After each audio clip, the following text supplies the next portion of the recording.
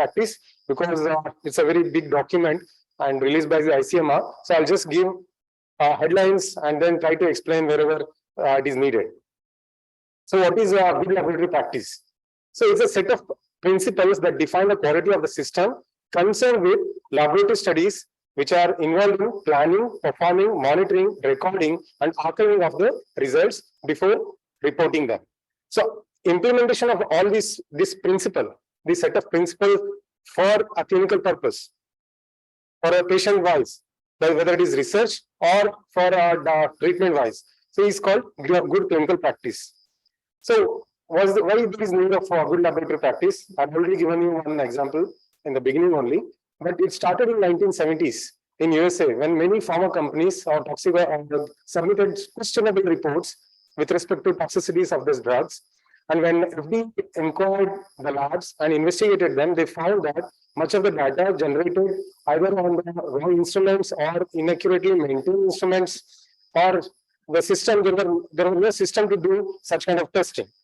So basically a lot of poor lab practices being practiced.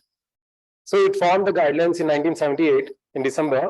So for good laboratory practice. Now what happened in India? In 2008, ICMR came up with the guidelines for GCLP, and it was revised in 2021. And now it has been made into a mandatory for the medical graduates to become aware of this. And this particular document is easily available, freely downloadable from this website. You can simply Google for the 2021 guidelines for from ICMR for good clinical laboratory practice. So what it aims is to establish a minimum criteria which should be followed by clinical and research laboratories involved in examining the human samples. So it is clearly for human samples only. Although the same practices can be, if your research involves animals, so you can apply the same principle there also. Because at the end of the day, that research is being applied on humans. So the intent of the GLP is to ensure quality and integrity of the data and allows accurate reconstruction. If someone does want to repeat the same experiment some other place, so they can do it. And also the results can be compared whether it is done in India or as Dr. Goel was mentioning in Harvard. So it should be results should be comparable when it comes to research and when it comes to clinical. So whether it is test is done in-house or in a private lab, the result should be comparable. So ICMR is just for good clinical laboratory practice. There are many accrediting agencies available, such as NABL in India or CAP in USA. So these accrediting agencies are following a set of guidelines like ISO 15189, to which standardizes the laboratory practices and gives a set of checklist for following the laboratory practice. See, accreditation is purely voluntary, but if you are doing for research and it has a major impact, we better get accredited, the lab get accredited so that it is easily publishable or it can easily be taken by the scientific community.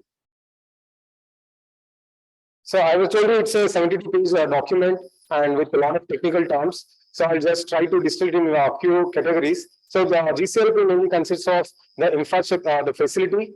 It tries to address the infrastructure, equipment, reagents that are being used for testing, and also ethical considerations, and the people who are doing the testing, whether they are adequately trained or not, and whether they have a competency has been evaluated after the recruitment, and whether the testing process involves pre-examination, examination, as well as post-examination of the results.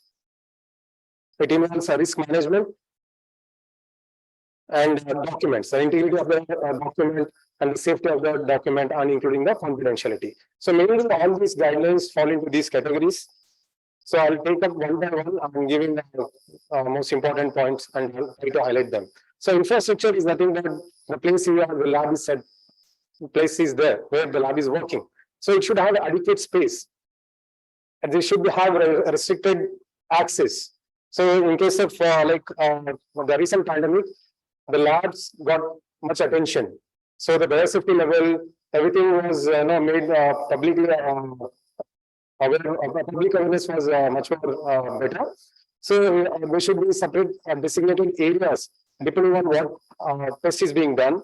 So it should be given by the institute or the place or the organization in which the testing is being done, and should be adequately ventilated, and there should be environmental controls such as humidity, temperature, and the lighting arrangements, backup of the electricity, and all that should be made available. Then only a researcher can do a good quality research. And there should be plan for the disaster management in case of emergencies, and appropriate equipment and reagent should be available, irrespective of the cost, if it is needed for that particular study, and also should provide for storage of the samples and data.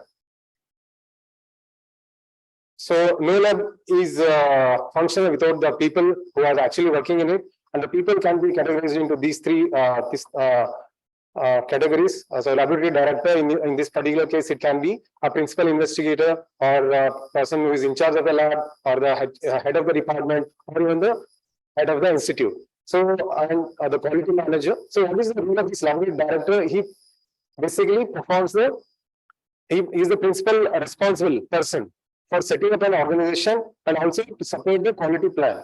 Whereas the quality manager assists in developing quality management plan and also in implementation of the same. The laboratory technical person, laboratory people, or a technical person, so be it from Safai Karmachari or to highly skilled technician or even the doctors, so they follow the quality policies which are laid down by their seniors. So this is a hierarchy which is being followed, and it is there in the guidelines. So they follow the policies in their daily work as described in the manual. So training is very important part of this good clinical laboratory practice. The training can be transferred into two ways. One is induction program, like all of you initially when you joined this institute were made to undergo foundation course. And recently many technicians, sisters join and were made to undergo an induction program. So induction program basically orients a person toward that particular organization, what is the expectation out of him, and what are the available resources in that particular organization. Whereas the other one is on-the-job training. So once you have been recruited, then the particular if the person is following a particular skill, so that he should be trained again on that particular skill, like he is sectioning the histopath specimens, or he is staining, electron microscopy, or the instrument operation. So he should be trained on that. That is on-the-job training, and also after the training, they should be evaluated. Only if they found suitable, they should be allowed to continue the work. If not, then they have to be retrained. It is not that we have to kick them out, but we have to retrain. And so once trained, it doesn't mean that he will be competent enough throughout his 30 years of the career. So periodically, at least what the guidelines says, periodically or annually, you need to assess the competency, whether that person is still has a skill, he has not forgotten that particular skill to do the work. So it should be competence should be assessed ideally by the third party, not by the respective in charges, by third person or an outside person. So so the integrity or the sanity of the lab and everything prevails.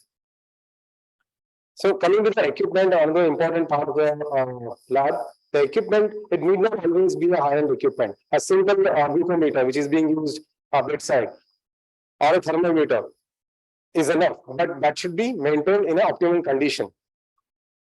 And the institute should, the organization should provide a good quality instrument required for doing that particular testing.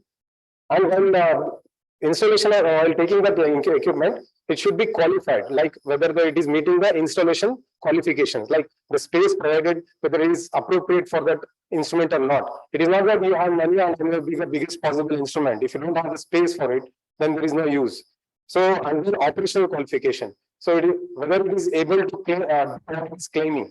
So, it can detect even picomoles of TSH, but that is the brochure, but whether it actually did it or not. So, that is operational qualifications, which is there in your requirement, and performance qualifications. So, all these things should be checked before installation of equipment, and a proper logbook has to be maintained. So, the guidelines gives two annexures for the maintenance of the logbook. One is for the scheduled maintenance, and another is for emergency breakdowns. So this logbook has to be maintained. So these are the data, whether it is electronically maintained or physically.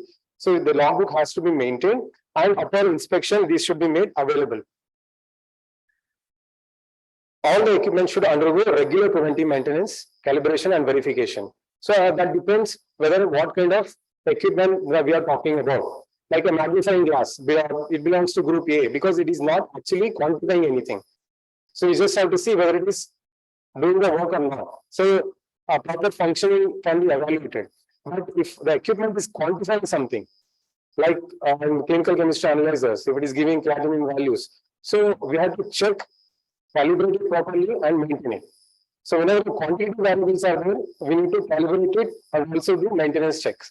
And whenever a computer is attached, whenever software is attached, or when you go for total automation, so we have to go for validation of the software also attached to it. So this is group C. So there are, you can classify the equipments into based on these three categories, and accordingly you have to plan your maintenance. So once you have procured the equipment, and then now comes the reagents. Reagents, the ICMR guidelines clearly says they should be of a standard quality and from a reputed supplier. So how do you ensure that they have standard quality or reputed supplier? You can check in the whether they have certifications from FDA or CA. So the certification helps you to decide whether they have standard quality or not. And also, when a new batch of reagents has been purchased, so you have to validate with the previous ones which you already have. If you don't have anything, then it has to be validated. Validation with the quality control samples. So without doing these things, it should not be put into use for research or clinical this thing. And once you open the reagents, you should maintain labeling on that reagent, when it is opened, how it is stored, opened by whom, and how it is reconstituted, and what is the shelf life of it, one has to know. All these things are available on the kit, or inside it, there will be a leaflet. So one has to go through it before storing it or before using it. So that's where the SOP, standard operating procedures, is helpful. And that way you can follow it.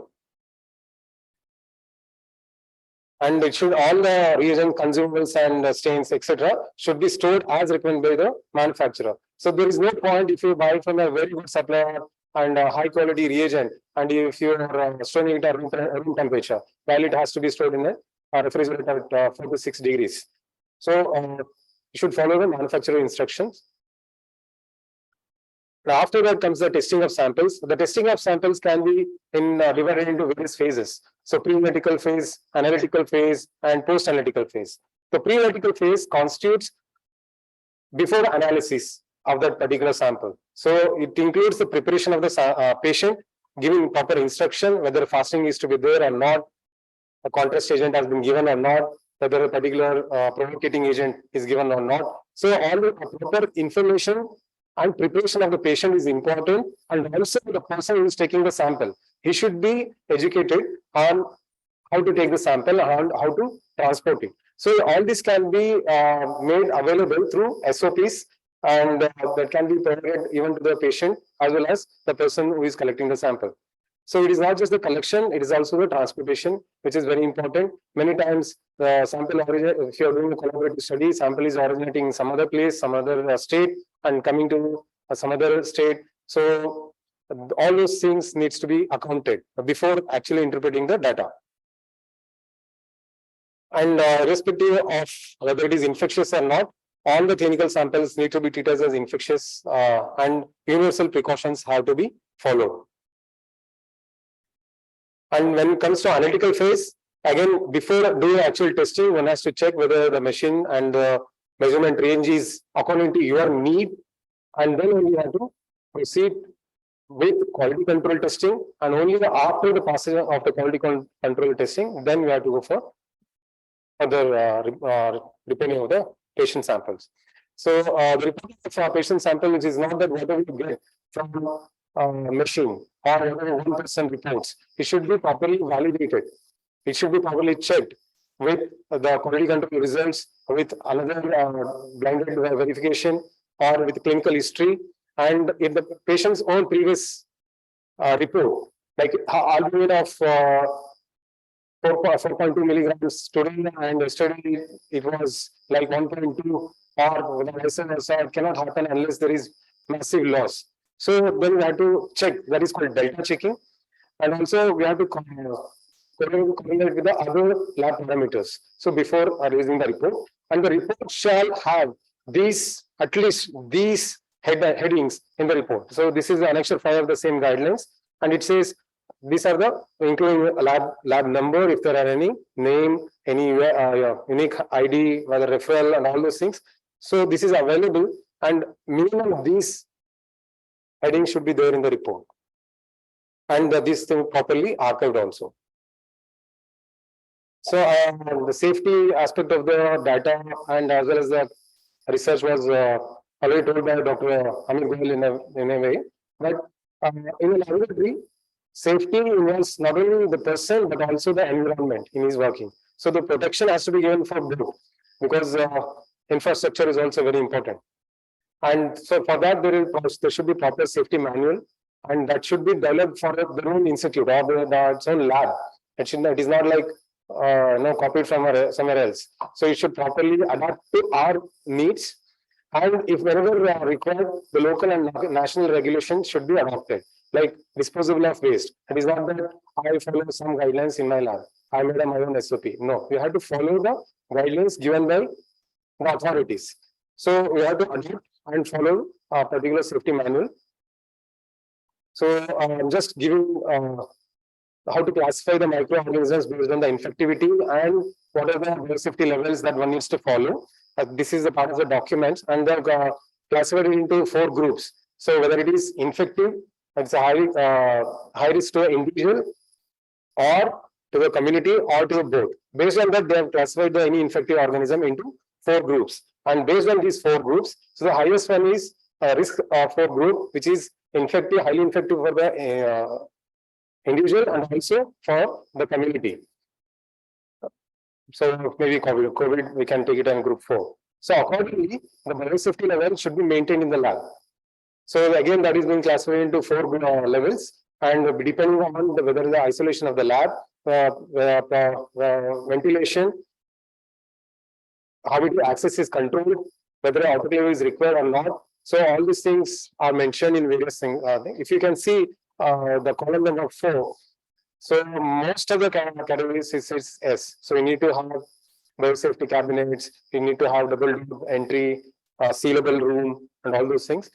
So it's just a summary, but in-depth biosafety level cabinets are available somewhere else, not in the guidelines. That is mainly when you, as you showed, on-the-job training. So when you go for that particular research or that particular aspect, you have to get trained on this particular level of biosafety. So quality management. So after doing all those things comes to the management. So what is quality management? Quality management is doing the right things and doing those things right. Or you can say what you do what you say, and prove it. So quality management has certain hierarchy, quality control, quality assurance, and quality management. So what is quality control? Quality control is a part of the quality management system focused on fulfilling the quality requirements. So basically, this is involved with the analytical phase or examination phase. It is only concerned with report generation or with the equipment. So it tries to minimize the examination errors. And it also gives, document also gives about the guidelines of running quality controls, that is internal quality control samples. If it is a quantitative variable, and if the lab is operating 24/7, then it should run 2 levels of QCs at least once in the peak hour and 1 level every 8 hours. So now totally 3 times you need to run the quality control samples. This is the minimum guideline. You can do as per your needs, irrespective of the size. So size of the lab means how many samples that particular lab is receiving. So based on that, like it is less than 100, 100 to 400, more than 400, more than 1000. So lab have been classified into small, medium, large, extra large labs.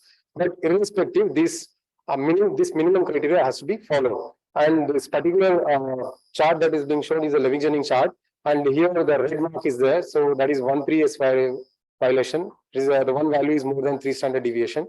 So it is much more important for a lab person. I believe they will eventually learn in their lab postings, and for clinicians, they will have to just know there should be something called internal quality control and whether it is passed or not. And comes to quality assurance. So quality assurance is quality control plus providing the confidence. So providing how can you provide a confidence? If I'm saying I'm the best, or someone says he is the best, so some other person also has to say the same thing. Then only the third person will get the confidence. So that is the quality assurance is twofold. So first you check internally yourself by running the internal quality controls, and you participate in a blinded external quality control assessment scheme and get yourself evaluated. So then the confidence, your confidence will be more. Okay, I am not only meeting my requirements, but also meeting some third-party requirements. So I'm assuring the results whatever I'm giving is of good quality. So that is quality assurance, and it encompasses errors that may occur at any stage. So while quality control is only at the examination stage, quality assurance is at any stage. So like if third party has sent a sample, so and I'm examining it, so it involves transportation. If it involves reconstitution or making a smear, so that that is made by a concerned person, so that person is also evaluated, and also finally the results. So at 3 levels, I am being examined in a blinded manner. So at any stage, and also in the post-analytical phase. So all 3 stages being examined by a third party. So that's why we can be sure of our results at any stage of the analysis. And the quality assurance and quality control both together and with the organizational responsibility constitute a management system. So it is integration of all processes and with a proper quality manual and quality policy. Comes to data management, it has been already told by Dr. Amit, but with respect to lab, I'm going to say that the data needs to be, the integrity has to be maintained, confidentiality, and it should be secure enough. So what do you mean by data integrity is that whether it is paper-based or electronic data, it should be complete, accurate, consistent, and reliable throughout its life cycle. So when it says throughout its life cycle, this is an important word here. So even from receiving of the test requisition form, from there on, what are the steps followed, or what are the interim results, and all those things, it should be made available, and there should not be any tampering of the results. So that is called data integrity. And confidentiality is that depending on the role of a person in the lab, the confidentiality of the report should be maintained. It should not be made accessible to everyone, so that there are very less chances of tampering of the data. And security, whether it is hardware security, network, application, or personal security. So if you're maintaining in a computer, the hardware should be, you should have proper backups, you should have a proper server and all those things. And also application security means a person who is part of the research also, but he is in microbiology lab and other person is in pathology lab. So he should be able to access only data which is concerned to his department or his section. So that is application specific security also should be maintained, and personal security not available to any person other than which is mentioned in the quality manual. So in summary, again, I am showing the same thing. So good laboratory practice follows all the guidelines given by the International Standard Organization (ISO), which sees into each and every aspect of the testing process, whether it is a facility, people, or the testing process itself, and also the risk management. So like fire drills, the people needs to be trained for fire mitigation and all those things, and the safety of the data. So thank you. I have made a tick mark here because at the end of the day, GCLP is through checklist. So there is a checklist available in the document itself, and you need to check it whether you are fulfilling this criteria or not.